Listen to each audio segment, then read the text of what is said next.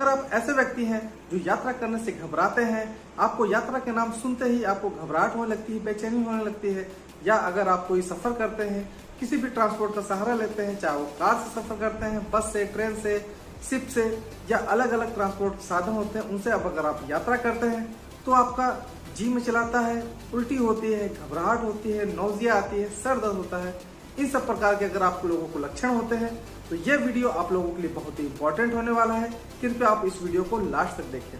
Hello नमस्कार, मैं आशीष आप लोगों का स्वागत करता हूं आपके अपने यूट्यूब चैनल हेल्थ फ्लक्स में। जैसा कि आप जानते हैं कि चैनल एक स्वास्थ्य से संबंधित चैनल है। इसके अंदर आप लोगों को स्वास्थ्य संबंधित सारी जानकारी दी जाती है, जैसे कि आपको कौन से मेडिसिन का इस्तेमाल कैसे करना है, उसके इफेक्ट, साइड इफेक्ट के बारे में बताया जाता है। साथ साथ आप लोगों को ये भी बताया जाता है कि आपको कौन सी जांच करवानी है, जिससे कि आप अपने बीमारियों के ग्रेड के बारे में आसानी से जान सकते हैं।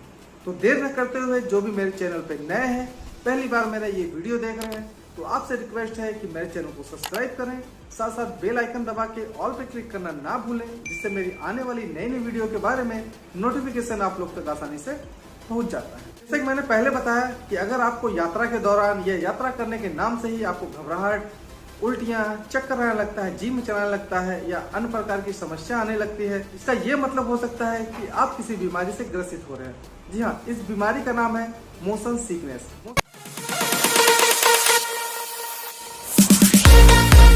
मोशन सिकनेस के अंदर क्या होता है कि कोई भी व्यक्ति अगर यात्रा करता है, सफर करता है, या कोई ऐसी जर्नी करता है जिसके अंदर वो ट्रांसपोर्ट का सहारा लेता है, जैसे कि कार से अगर वो यात्रा करता है, बस से, ट्रेन से, या किसी प्रकार की अन्य ट्रांसपोर्ट का सहारा लेता है, उसको यात्रा के दौरान उसका जी मचलाता है, नौजिया होती है और आखिरकार उसको उल्टियां जैसी समस्या आने लगती है। तो दोस्तों, आज मैं इसी टॉपिक पे आप लोगों से डिस्कशन करने वाला हूँ कि मोशन सिकनेस क्या है, क्या होता है, किस प्रकार से होता है, क्या कारण होते हैं मोशन सिकनेस के, किन किन चीजों से इससे बचाव किया जा सकता है, और कौन सी मेडिसिन होती है जो मोशन सिकनेस के अंदर कारगर होती है। तो ये वीडियो आप लोगों के लिए बहुत ही लाभदायक है। कृपया इस वीडियो को आप लास्ट तक देखें। दोस्तों, ये जो मोशन सिकनेस है, काफी लोग ये जानते हैं कि ये पेट से संबंधित बीमारी से होता है। अगर आपने कोई ऑयली फूड खा लिया या आपके पेट में गैस बन रही है, जिसके कारण अगर आप यात्रा करते हैं तो आपको वोमिटिंग होने लगती है।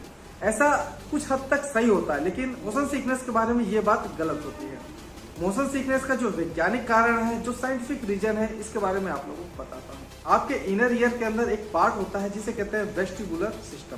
क्या फिगर में देख रहे हैं, 3 प्रकार की जो नलियां दिखाई दे रही हैं, उसके अंदर एक लिक्विड भरा होता है, जिसके कारण आप अगर मोशन करते हैं तो ये आपके ब्रेन को सिग्नल पहुंचाता है कि आप मोशन कर रहे हैं। अगर आप आगे की ओर या पीछे की तरफ मोशन करते हैं तो ये आपको बैलेंस बनाने में काम करता है, आपके शरीर को ये बैलेंस करता है, जिससे कि आप गिरने से बच सकते हैं। जैसे कि अगर आप आगे की तरफ जा रहे हैं तो आपका जो शरीर है वो पीछे की तरफ आता है, और ये जो गर्दन हम आगे पीछे हिलाते हैं तो ये जो 3 प्रकार की नलियां हैं, यही आपके ब्रेन को सिग्नल पहुंचाती है कि आप आगे की तरफ झुक रहे हैं, पीछे की तरफ झुक रहे हैं, या दाएं झुक रहे हैं, या बाएं झुक रहे हैं। इस प्रकार का जो मैसेज होता है वो आपके ब्रेन को पहुंचाता है। ब्रेन आपकी गर्दन को उसी प्रकार से दाएं बाएं, ऊपर नीचे का बैलेंस बनाता है, जिससे कि आप गिरने से बच जाते हैं। तो एक प्रकार का ये सिग्नल सिस्टम होता है। और जो दूसरा सेंसर है जो मोशन को डिटेक्ट करता है, वो होती है आपकी आंखें। आपकी आंखों के द्वारा जब आप यात्रा कर रहे होते हैं, आप किसी कार में बैठे होते हैं, तो आपकी आंखों के द्वारा ही ब्रेन को सिग्नल पहुंचाया जाता है कि आप स्टेबल है, कि आप गतिमान है, आप किस प्रकार की आप मोशन में है। इस प्रकार सिग्नल आपके ब्रेन को आंखों के द्वारा ही भेजा जाता है। दिक्कत होती कहाँ पे? दिक्कत होती है जब आपके ये दोनों सिस्टम एक ही प्रकार का मैसेज नहीं भेजते हैं, तो दिक्कत आती है। आपका ब्रेन जो होता है वो न्यूरोटॉक्सिन प्रोड्यूस करता है, जिसके कारण आपको नोजिया जैसी शिकायत आने लगती है, आपको उल्टियां होने लगती है, वोमिटिंग होने लगती है। तो जैसा मैं आपको एग्जाम्पल के तौर पर मैं बताना चाहता हूँ, जिससे कि आप लोगों को मोशन सिकनेस के बारे में अच्छे तरीके से समझ में आ जाएगा। तो दोस्तों, मैं एक कार का एग्जांपल लेता हूँ। कार से सफर करते हैं तो क्या होता है कि आपकी जो कान है, जो आपका ईयर के अंदर जो वेस्टिबुलर सिस्टम है, वो मोशन को डिटेक्ट करता है, जिसके कारण ब्रेन को सिग्नल पहुंचाता है। एक सिस्टम तो ये हो गया जो आपके मोशंस को ब्रेन के द्वारा पहुंचाता है, और जो दूसरा सिस्टम आपकी आंख है, उसके द्वारा क्या होता है कि अगर आप कार के अंदर बैठे हैं और कार के अंदर ही देख रहे हैं, या कोई मैगजीन पढ़ रहे हैं, बुक पढ़ रहे हैं, या मोबाइल के अंदर आप कुछ वर्क कर रहे हैं, तो ये आपके ब्रेन को सिग्नल पहुंचाता है कि आप स्टेबल हैं।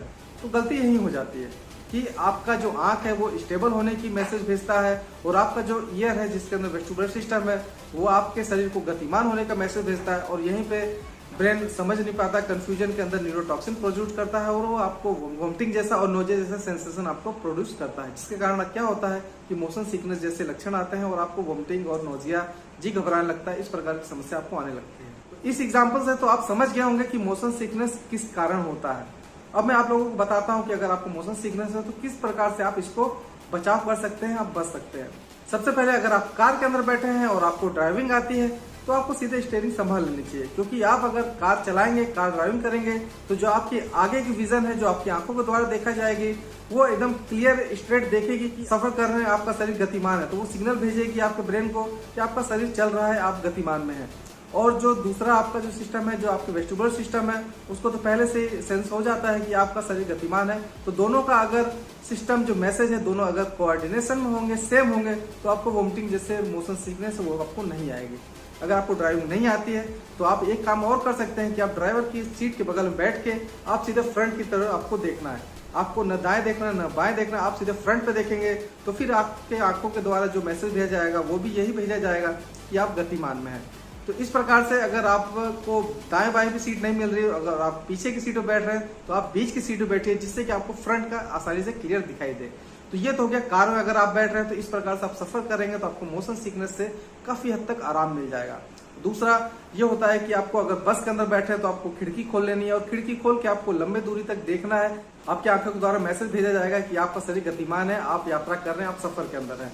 तो इस प्रकार से आपको आंख और कानों के अंदर जो सिस्टम है, जो सेंसर लगे हैं, दोनों का कोऑर्डिनेशन बनाना है, जिसके कारण आपको जो मोशन सिकनेस है वो नहीं हो पाएगा। अगर आप बाइक से सफर करते हैं या किसी ओपन ट्रांसपोर्ट से सफर करते हैं तो क्या होता है कि उसमें आप लोगों को सीधे दिखाई देता है कि आप बैठे हैं, आपको सीधे सामने का व्यू दिखाई देता है या अगल बगल का व्यू काफी लंबे दूरी तक दिखाई देता है कि आपके आंख का और कानों का जो मैसेज है, जो मैसेज सिस्टम वो एकदम कोऑर्डिनेशन में जाता है और आपको मोशन सिकनेस से बचाव मिलता है। इसीलिए जो मोशन सिकनेस के शिकार होते हैं वो मोटरसाइकिल से यात्रा करते हैं, ओपन ट्रांसपोर्ट से अगर वो यात्रा करते हैं तो उनको मोशन सिकनेस जैसी कोई समस्या नहीं आती है।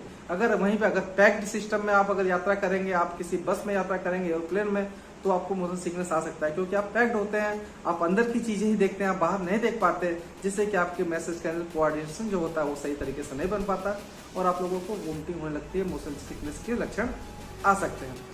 कुछ टैबलेट्स ऐसी होती हैं जिसका उपयोग आमतौर वोमिटिंग पे किया जाता है, जैसे कि डोमपेरिडोन हो गया, ओंडासेट्रान हो गए और कई प्रकार के आपके गैस्ट्रिक टैबलेट होते हैं, जैसे कि आपके रेंटेक हो गया, रेंटिडीन, पेंटापराजोल हो गया।